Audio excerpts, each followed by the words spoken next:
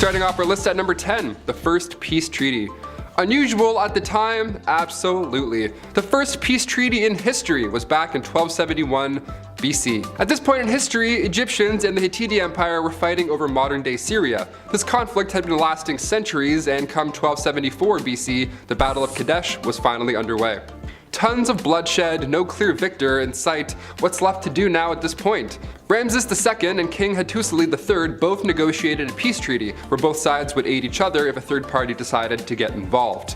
A copy of the treaty can be found right now in New York above the entrance to the United Nations Security Council chamber. It's also in the Guinness Book of World Records as the oldest peace treaty ever. That's how you know it's official. Our man Guinness confirms it. Boom, that's how you know. Moving on. Number 9, game night. I love board games, and honestly that includes Monopoly. I have the patience for it every now and then, you know? Pass and go, I'm like, okay, I'll pay the tax. I'm respecting this game so far. But ancient Egyptians, turns out they also loved board games. Dogs and Jackals, Mehen, Senet, and 20 Squares. Those are some popular games. Mehen was played during the pre-dynastic period, around 2500 BC, and the goal here was to reach the center of the spiral. The board was a coiled snake almost. Senet was the most popular game. Kings and queens alike would play this one. Senet had a long board with 30 squares painted on it. Of course, the rules are still unknown, heavily debated, just like Monopoly today. I'm like, is it 200 or 100? Are we sure? But now we have some ideas how Egyptians played Senet. There were 3 rows of 10 squares, the last 5 were always decorated. Now it's assumed this game was themed on the afterlife. Plus King Tut was buried with one of these boards, so that's definitely something to do with it. And there's also some paintings of Queen Nefertiti playing Senet, so you know it was addictive. It looks a lot like chess. Imagine playing a pharaoh in chess. My palms are already so sweaty. Number 8, glamour. Makeup in ancient Egyptian culture was key. Not only did they wear makeup and smell good because they wanted to resemble the very gods they believed in, but makeup had a practical use as well in the daily life of a pharaoh. They believed makeup gave you protection from the gods Ra and Horus. They would put together these beauty kits by grinding down malachite and galena, and then they would create the substance called kohl. There wasn't a lot of blending back then. Makeup was often applied directly to the skin using wood or bone. And it wasn't just the ladies as well. Men wore makeup and perfume. Of course, you gotta look good and smell good. To be like, have you seen them? What? I wanna wear some of this. They smell like beautifulness. They smell like the afterlife. They smell amazing. Egyptians believed makeup had healing abilities, and honestly, they weren't wrong. Makeup back then had enough lead in them, so eye infections would stay away, ideally. Number 7, lost at sea. The Robertson family, they're quite a historical one. Strap in, folks. Back in 1971, Dougal, Lynn, and their 4 children, Anne, Douglas, Neil, and Sandy, all set sail on what was planned to be a trip around the world. It sounds magnificent. Our family saw a movie once. Aboard their 13-meter boat, the Lucette, they traveled through the Caribbean and then across the Panama Canal to the Pacific, right? That was their trail. A year and a half went by, they were en route through the Galapagos, and one of the daughters, Anne, who was 18, decided to leave the voyage. Yeah, she's like, you know what? I'm actually not on board for this anymore. I'm really seasick, bye. And then in Panama, they took on a hitchhiker named Robin Williams. Great name. This hitchhiker was in for more of an adventure than they thought, because after this point, their lives were never the same again.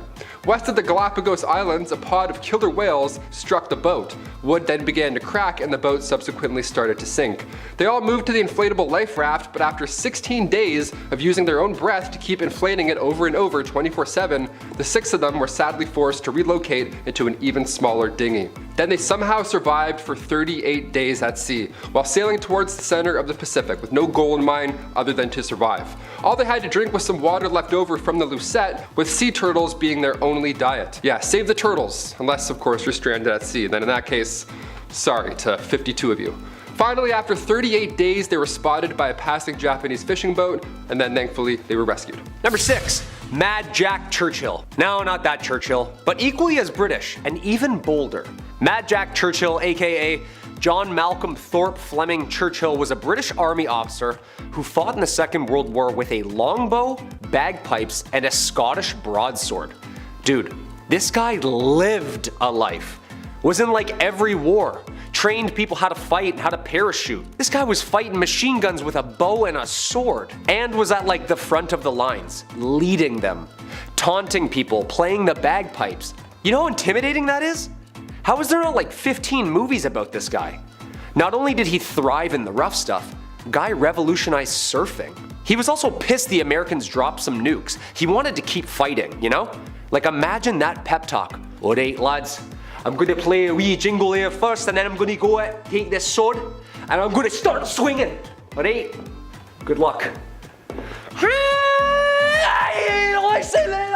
Number 5. Fake France. Towards the end of World War I, Paris was tired of, seeing their city of love get blown to smithereens, as one would. So they figured, you know what? Let's try and fool those Germans, right? Let's try and do some trickery. Let's just build a fake Paris and then shut out all the lights. And it worked. Yeah, they psyched them out. They created a decoy, a very large decoy. The life-size stunt double was posted up only a few miles west of the actual city in order to protect it.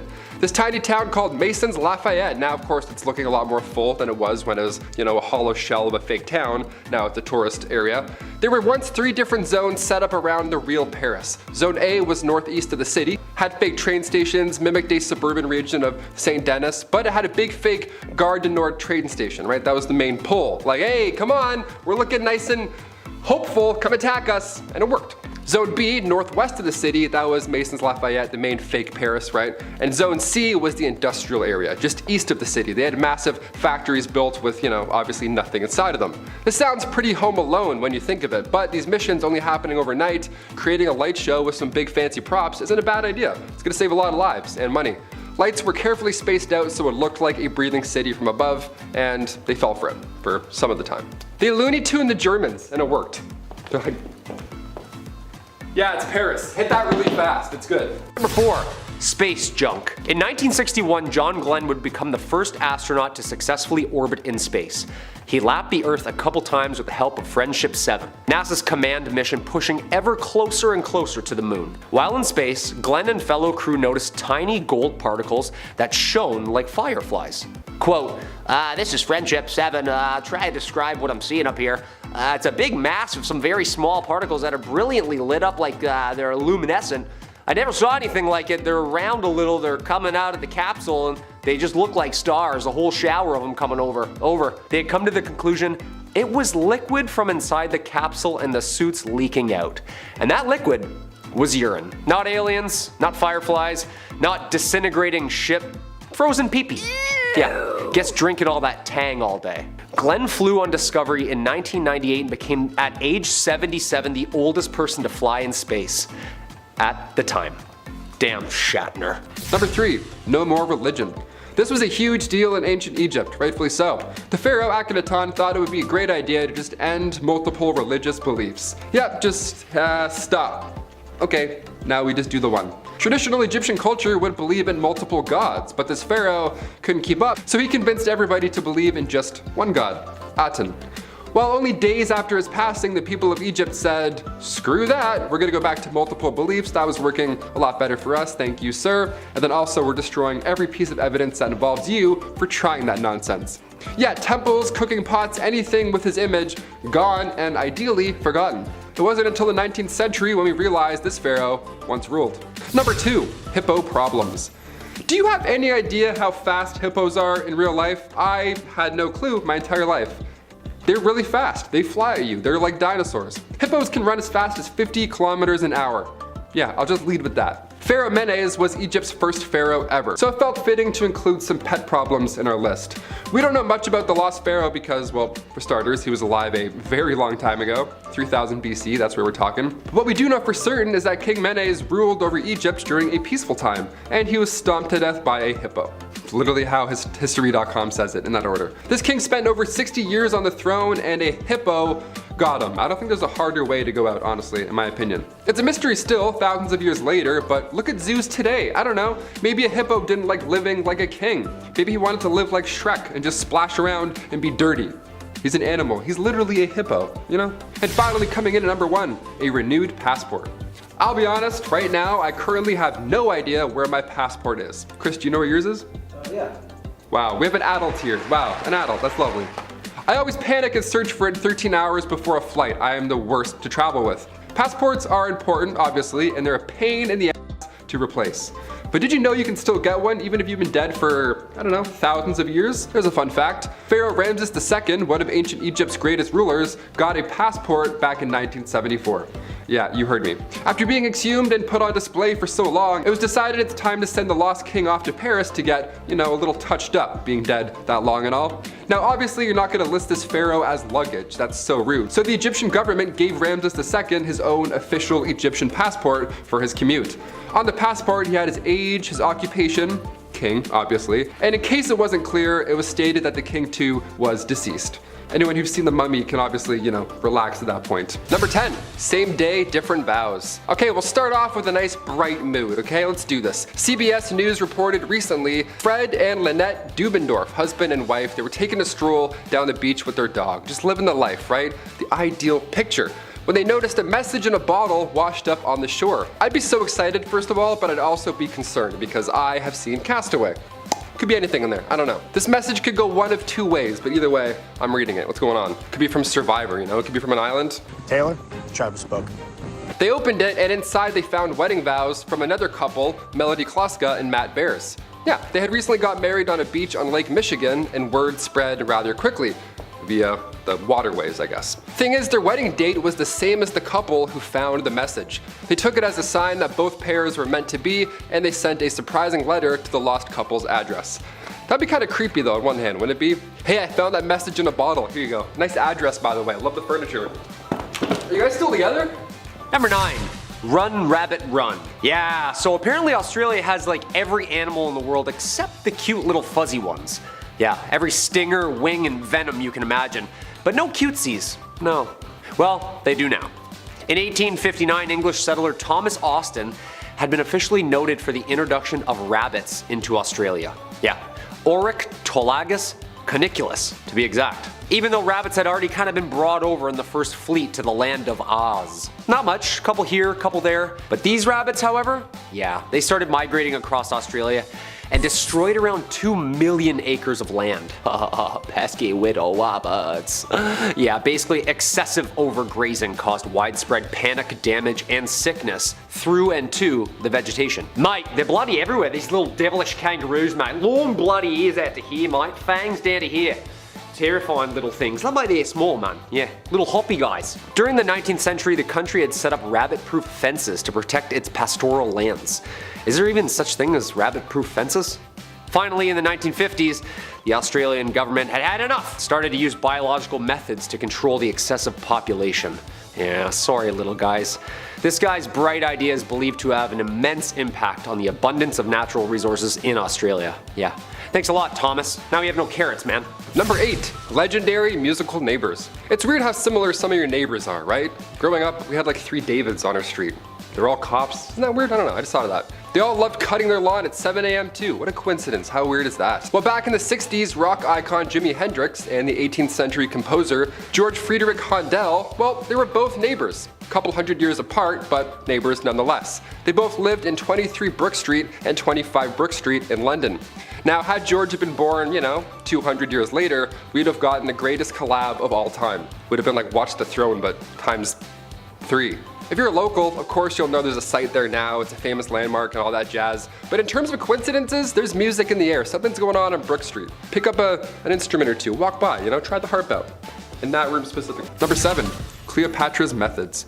Male rulers took the name Ptolemy and queens were Cleopatra. Her lineage runs deep in the heart of Egypt, but Cleopatra, fun fact, she was not actually Egyptian. She was the last Greek ruler of Egypt, and after Alexander the Great's death in 323 BCE, Ptolemy then took over Egypt, which in turn launched this new wave, this dynasty of Greek rulers that lasted centuries. As Cleopatra got older, she was determined to learn Egyptian, and due to political structure, she started to style herself as the goddess Isis. And then in comes Julius Caesar. Julius Caesar had a history of his own, obviously, and his, rather than family and power, was filled more with, lust more than anything. He was known to sleep around and then use their power after doing the dirty. When these two crossed paths, history was never the same. In October of 50 BCE, Cleopatra had fled to Syria. Once there, she established an army and returned 2 years later to face her brother. Cleopatra knew that during this time, she needed all the support she could get, specifically now from the Romans. At the same time, Caesar was looking to collect debts from Cleopatra's father, so they both relied on each other in some way. It was a match made in heaven. Your most compatible has been updated. Right swipe. I would right swipe on Alexander the Great, for sure. I'd be like, who's this handsome man? nicknamed Bald Adulterer. Okay, you know he's trouble. Number 6. King Tut. One of the greatest mysteries is of course the history of the young King Tut. The young boy became pharaoh at just age 9 in 1332 BC, but during his time of ruling, the young king had to face a country in conflict. Egypt and Nubia were going head to head over land, and not even 10 years into ruling, the young pharaoh died at age 18. It wasn't until 1922 until he was seen again. Howard Carter discovered the tomb of the lost king, appropriately in the Valley of the Kings. This is where we could have been more careful here in history. Sure, it's exciting finding mummies and discovering your history and all that jazz, but when King Tut was discovered, they tried to move his body out of the oil that coated the coffin. But in doing so, they damaged him, so now it's next to impossible to tell what really took his life at such an early age.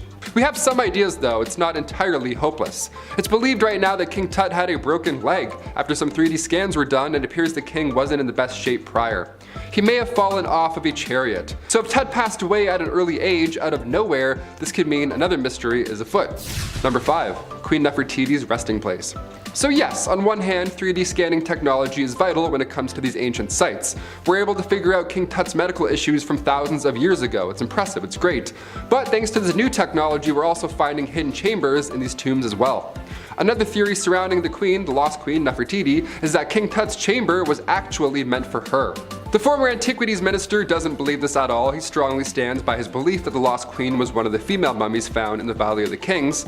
But King Tut passed away at age 19, so many believe that his own burial chamber at that point wasn't even built yet. So instead, they had to use hers, they had to improvise. A radar survey conducted around the tomb in the Valley of the Kings shows us a possible hidden chamber, right behind the north wall of the burial chamber. We still haven't found her final resting place, but perhaps this recent 2021 discovery of an ancient city will hold us off until then. Look at this. We missed this on the news. Where was all this? Crazy. Number 4, a fake beard. Not really unusual considering the times, but this is definitely worth a mention. Long before Cleopatra, Hatshepsut was the first woman to obtain power as a pharaoh.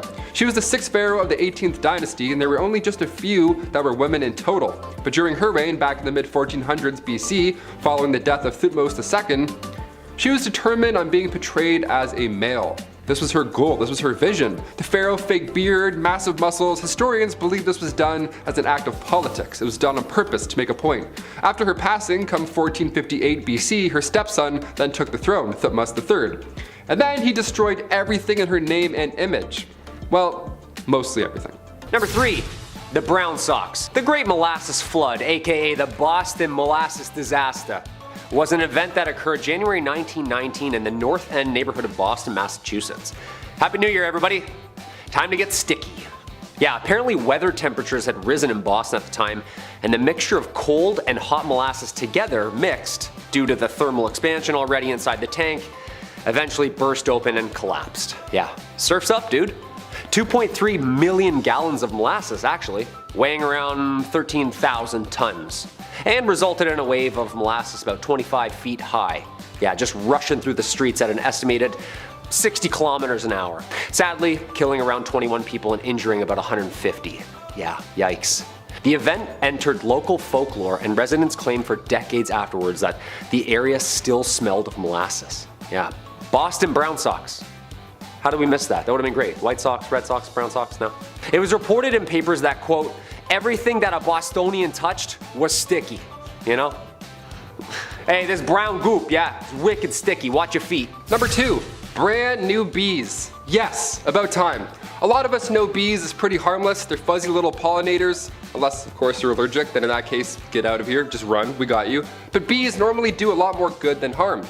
That was, of course, until an experiment in the 70s went south and created an entirely new crossbred evil bee. Awesome, look out I guess. This experiment was to take a regular honey bee and then breed it with a bee that's found in Africa that produces way more honey. And then of course the goal was to produce a manageable bee that would also provide more honey than a regular honeybee, right? Just better stuff.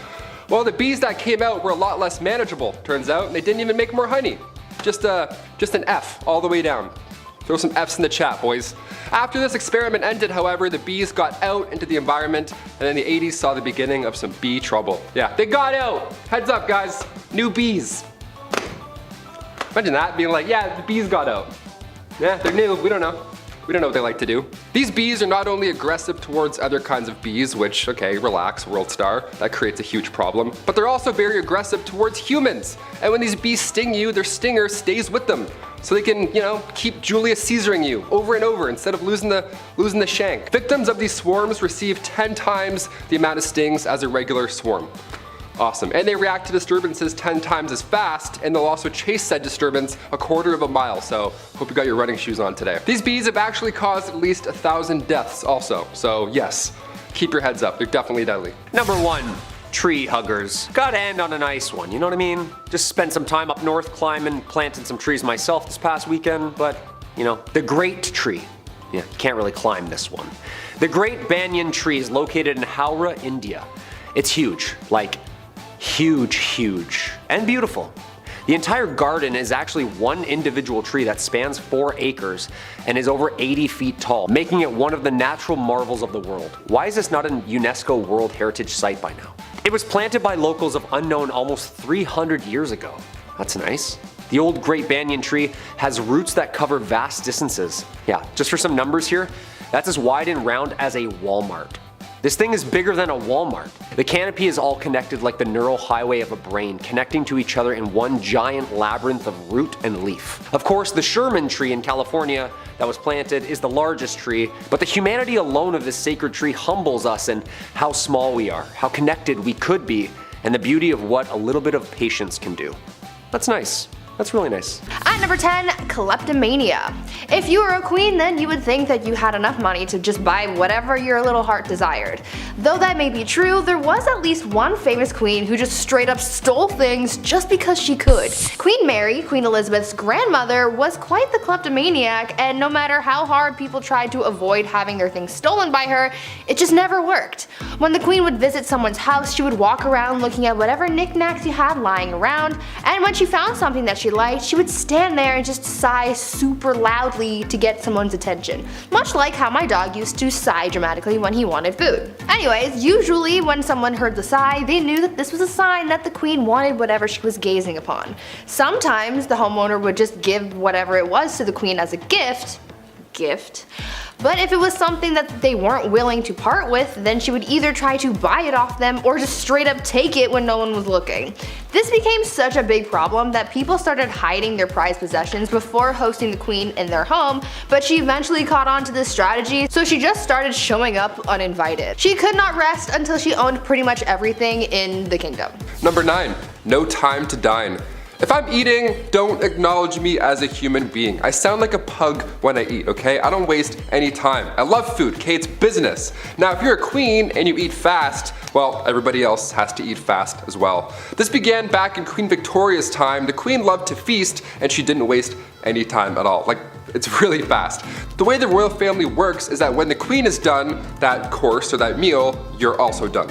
So when Queen Victoria would smash an entire 7-course meal in 30 minutes, which apparently she could do easily, you'd be blowing on your soup still and Queen Victoria would already be telling everybody to pack it up. That's stressful. All because she could eat lots of food in a short amount of time. Also, once the queen gave a toast, you couldn't even speak. Also, once the queen placed her cutlery on the table, regardless of where you were during that course, everybody's plate would then be taken away at the same time. And the next one would then come in. I would just put my food in my pockets, screw it. It's almost like when you go to all-you-can-eat sushi and you have like some sushi left over, you don't want to waste it. You're like, you know what?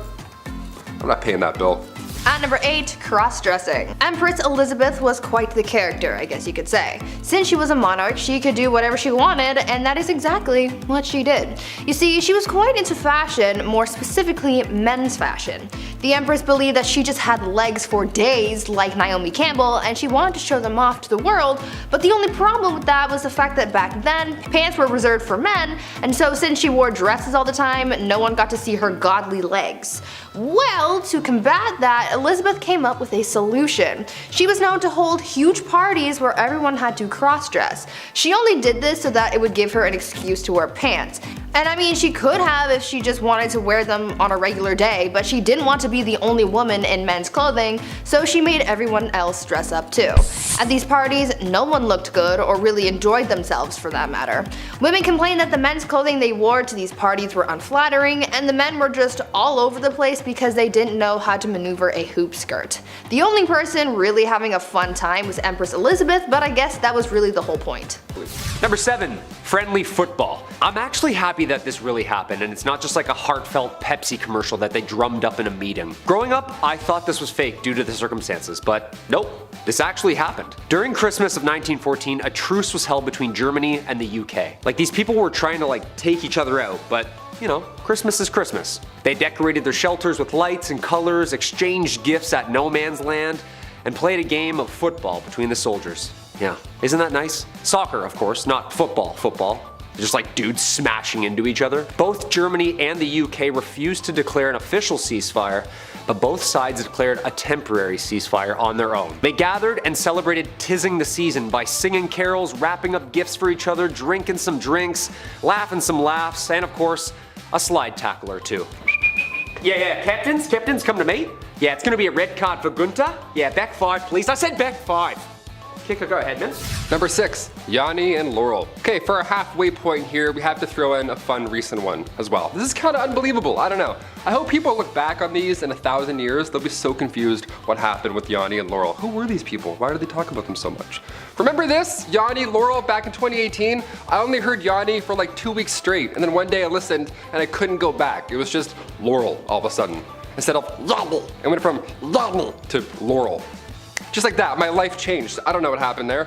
This got everybody talking. What is this phenomenon that happens? Same with the dress fiasco. Is it blue? Is it white? Is it gold? I don't know. What the hell is actually happening here? Well, many believe these viral illusions are proof that we're living in a simulation. Yeah, didn't expect me to say that, did ya? These arguments, no, the dress is blue, it's white, whatever. These situations prove that we perceive reality in our own way. Everybody's living their own individual perceived reality, so sometimes it always doesn't align. Sometimes I hear Yanny, and then sometimes I hear Laurel. And then I lose my mind. I can't go back now. God, I hated this so much. The dress was in 2015, the Yanny Laurel thing was 2018, so I don't know. We're due for another glitch in the Matrix. Will it be an auditory mix-up? Will it be visual like the dress?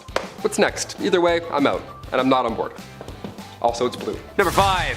Cheers. Located on the banks of the River Shannon in Athlone, Ireland, there's some taps that I hope have been cleaned over the past couple years. Like thousands of years to be exact. Sean's Bar has been serving drinks for nearly as long as people have been drinking them. Along with claiming to be the oldest pub in Ireland, Sean's Bar could be the oldest operating pub on the planet. In fact, in 2004, Guinness World Records issued a certificate to Sean's Bar as the oldest official pub in Ireland. The owner of Sean's Bar says that they found coins that dated to 900 AD, as well as the wattle and daub walls, which is an ancient building technique that mixed mud, wood, and clay together. Legend has it a man named Luan Mac Luachdik started the pub as a local guide to help travelers across the Shannon. Yeah, eventually a small settlement built up around the crossing point and led eventually top to a fully constructed pub. I'm pretty sure people couldn't say the name and just went with something way easier, you know what I mean? Right, are you going over to Sean McCain for a pint after the game? No. Oh, it's Sean's Bar now. Oh, that's much easier. Sean's. I'll meet you, Sean's. Number 4, the Jim twins. Back in 1979, a set of twins were reunited. They were 39 at the time. This was of course a big moment in their lives, obviously, because for 37 years they barely knew of each other's existence. When they finally met, the long-lost twins had a bit more in common than anybody ever thought. For starters, both had been named Jim, which is amazing. I spoiled that in the fun title. But their adoptive parents both named the lads Jim. That's crazy. And both Jims loved math and carpentry. Both also had jobs in security at the time of their reconnection, and their ex-wives were both named Linda. And they'd since married a woman both named Betty. I don't know, this is kind of too parallel universe-y for me. Imagine meeting another you, and he's like, yeah, I love surfing and IMAX movies. What are the odds? Like, how specific is this? Are you kidding? No way, that's for sure an alien. He's a Skrull. He's an imposter. Get him out. Number 3, change religion. Ruling alongside the pharaoh Akhenaton from 1353 to 1336, Queen Nefertiti, aka Lady of Grace, aka the Lost Queen of Egypt, was only 15 years old when she married 16-year-old Akhenaton. Now, alongside her new young husband, she built an entirely new capital city called Amarna and ruled over what's now considered the wealthiest period in ancient Egyptian history. But when it comes to spoiled queens, or rather queens who could do anything they believe with their power, we have to mention the queen that changed Egypt's religion. Both her and her co-ruler were in a cult, the cult of the sun god Aten. In the earliest accounts of the queen, she assisted her husband in a ritual that smited the female enemies of Egypt at the time, and there have been a few blocks that have since been recovered from the Theban tombs of the royal butler that depicts the queen wearing her unique blue crown, part of these sun god rituals. So now cut to the end of the king's ruling, the Aten was now Egypt's main god. Some queens change laws, others change religion. At number 2, fake village. Imagine being so privileged and so disconnected from the world that you pretend to be poor for fun. Well, that's pretty much what Marie Antoinette did. This French queen was known for her lavish and opulent lifestyle, and that's really the only life that she knew. Apparently, living the life of a rich queen started to get a little boring for her, and she wanted to find an escape, and so she got her people to build a fake village for her so that she could pretend to be a commoner. This fake village included 11 cottages, a lake, a watermill, a working dairy, a windmill, a barn, and other quote-unquote peasant buildings. Maria apparently loved this little peasant village, and she would bring other people to enjoy it too. When she brought her guests to the village, she expected them to yes-and their way through the day and really immerse themselves into their role of a common person. She would even tell her ladies to ditch the ball gowns and wear something simple to blend in. Marie even took her kids to the fake village to teach them about farming. Even though she loved her pretend peasant lifestyle, it still didn't help her bond with the real common people, and it certainly didn't save her from the guillotine. And finally, coming in at our number 1 spot, surprise entrance. The last true pharaoh of Egypt, Cleopatra VII, ruled from 69 to 30 BC. She's known mainly for her love interests, of course, her two mans, Mark Antony and Julius Caesar. And to this day, we're still trying to uncover more dazzling details of the lost queen. Now, she ruled alongside her young brother, and her life was much more than being just beautiful, which is what everyone seems to focus on more than anything. Both children were assigned to the throne, Cleopatra being 18 and little bro being 10 years old. So Cleopatra, being a little older, therefore a little wiser, became the ruler. A couple of years passed, and eventually Cleopatra was pushed out of Alexandria over her greed for power, classic, but her little brother, equally a co-ruler, had her driven out. He was jealous, and honestly, I'm the youngest in my family, I kinda get it. But Cleopatra wasn't quite done yet. She had a few tricks up her sleeve. Believing she was the goddess Isis reborn, this beautiful goddess, Cleopatra made these dazzling entrances whenever she could, most notably in 48 BC, right when Caesar arrived in Alexandria during that family feud with Ptolemy VIII. She wanted to meet the Roman general, but she couldn't be seen because there was a little bit of family beef, so she had herself wrapped up in a linen sack and then personally delivered to Caesar's bedroom. Hashtag your order has arrived. Surprise. Now, she won the heart of Rome's future dictator here, obviously, and eventually she regained Egypt's throne. Her brother wasn't too fond of this alliance, and in the following battle, he drowned in the Nile River, resulting in Cleopatra's return to power. Number 10. Abe the Wrestler. At 20 years old with a record of 300 fights and 1 loss, he stands 6'4" at 185 pounds. Your future president of the United States, Honest Abe! The chair! Give him the chair! That's right, Abe Lincoln was quite the ruffian. However, the wrestling back then wasn't as organized, as there was no WWF per se. It was mostly just a show of strength and skill, but there were competitions among men. Huge crowds gathered, towns watched, everybody gambled. It was great. A little wrestling. His fights earned him respect while campaigning too. He would even scrap hecklers at debates. Yeah, just walks down midpoint and wheeler whips someone under their neck. His chirps were amazing too. He would just look at people like Gladiator and call them out. He'd be like, hey, I'm the big buck of this lick. If any of you want to try it, come on and get your wet horns. Yeah, I didn't think so. Sorry, Mr. Douglas, proceed. Thank you. Number 9. Roy Sullivan. They say lightning never strikes the same place twice, but if you knew Roy Sullivan, you knew that's not entirely true. Yeah, meet the man who was struck by lightning 7 times and lived to tell the tale.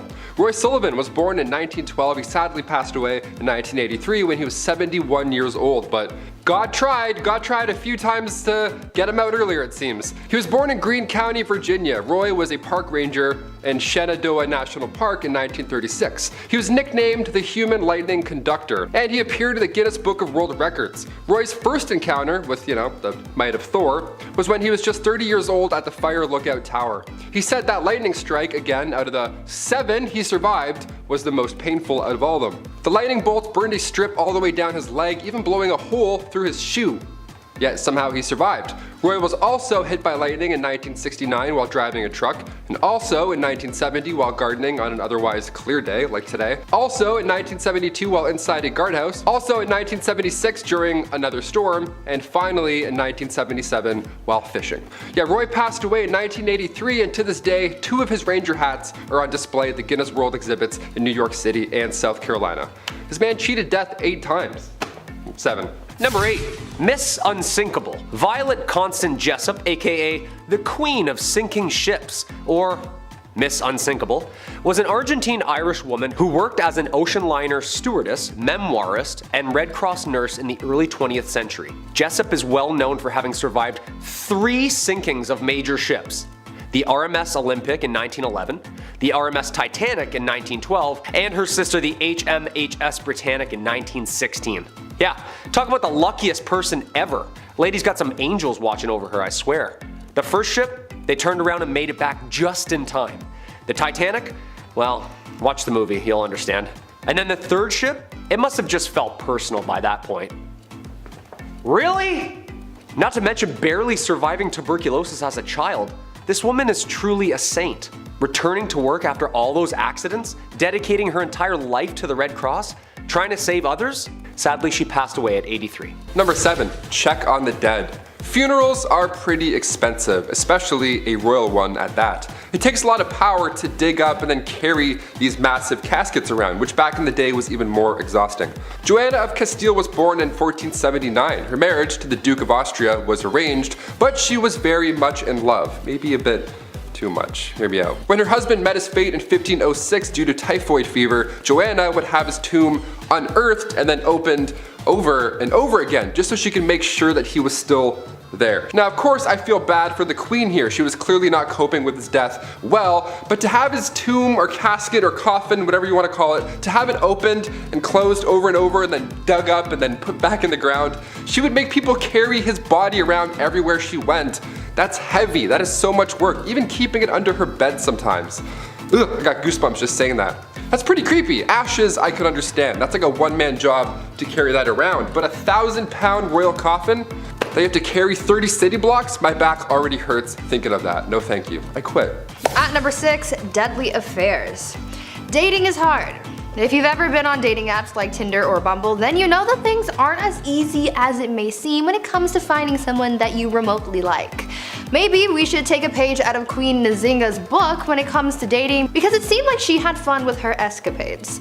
Well, maybe don't actually do what she did because it's actually pretty gruesome, but you get what I'm saying. Queen Nzinga from what is now modern-day Angola was a busy woman. After taking over the throne from her brother, she juggled the monarchy, wars with the Portuguese, and having a love life. The queen pulled together a harem of only the most attractive men, but because she was such a busy person, she didn't really have the time to walk into a room and choose who she was going to sleep with that night, so she came up with an alternative solution.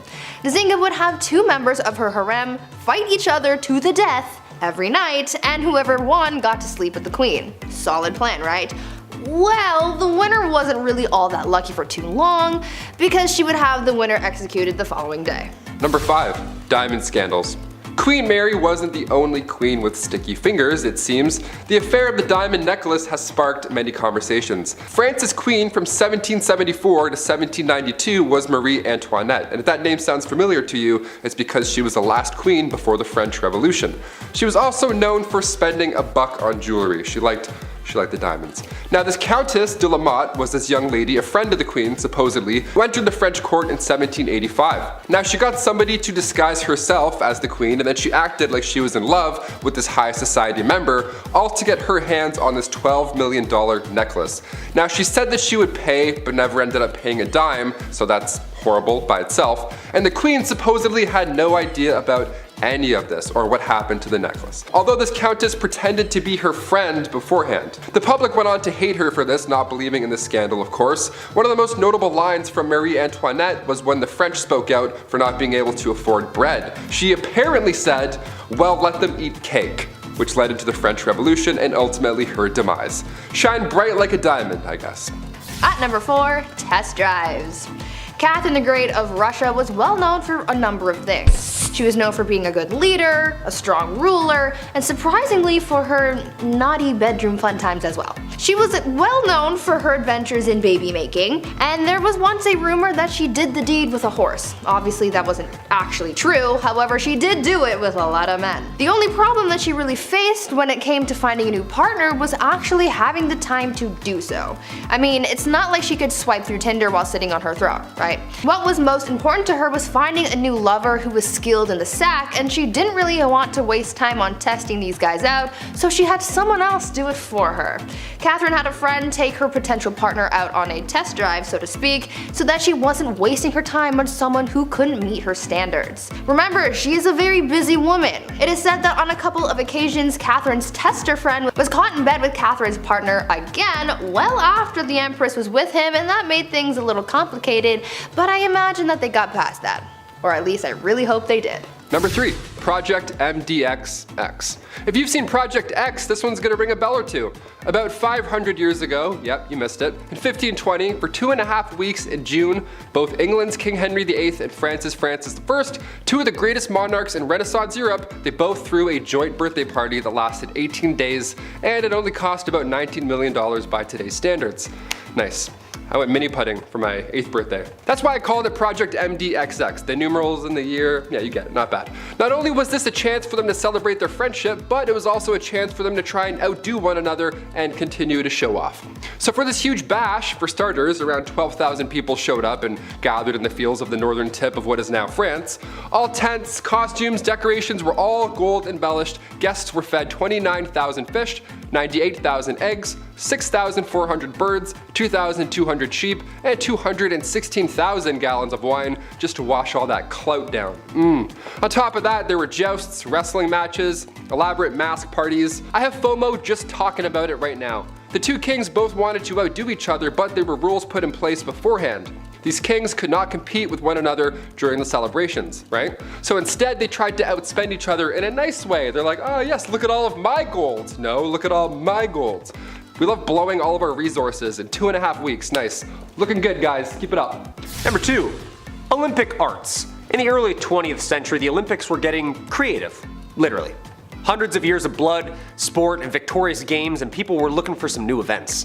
1912 Summer Olympics, they decided to add official awarded medals for painting, sculpture, architecture, literature, and music.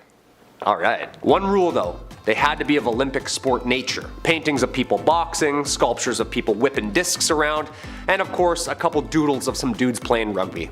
Which won Jean Jacobi 2 gold medals. Of course, these were Olympic grade pieces of art, so you know they were the best of the best. Of course, you could compete in both sport and art. American athlete Walter Winans took the podium after winning gold in sharpshooting, and also the very first gold in sculpture. Yeah, lovely. He made a little bronze horse pulling a chariot. Isn't that nice?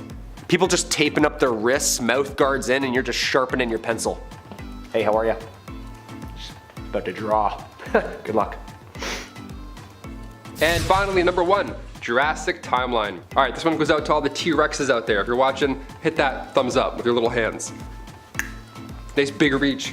Hit that subscribe button. When we think of the times of the dinosaurs, we tend to think of all of them roaming the planet at one time, and then a meteor hit, and then they were all toast. But that is certainly not the case. It's a little shocking, but here's our timeline. Dinosaur communities were not only spread apart by geography, but also by time and the age of the dinosaurs. For one, it lasted so long that it included 3 separate geological time periods. It's a long time. Fun fact, there is more time separating the Tyrannosaurus rex from the Stegosaurus than there is separating the Tyrannosaurus rex from humans. Yeah, that's how long ago dinosaurs have been kicking, or not kicking rather, you know what I mean? We can't comprehend this time. Like, this is so far away, it doesn't even make sense. We think of the ancient Egyptians, and we're like, oh, that's, I don't know. Dinosaurs? Stegosaurus, you know those herbivores with the plates on their back and the spiky tails? They always do this and take out your cars, whatever, Jurassic World, I've seen it. They roamed Earth 150 million years ago during the Jurassic period and the age of the dinosaurs. Then the T-Rex first appeared about 80 million years after the Stegosaurus had been extinct, and that was about, 67 million years ago from today. This means that while 80 million years separated those two, there's only 67 million years that separate us from a T-Rex. Crazy fact. Hit that thumbs up.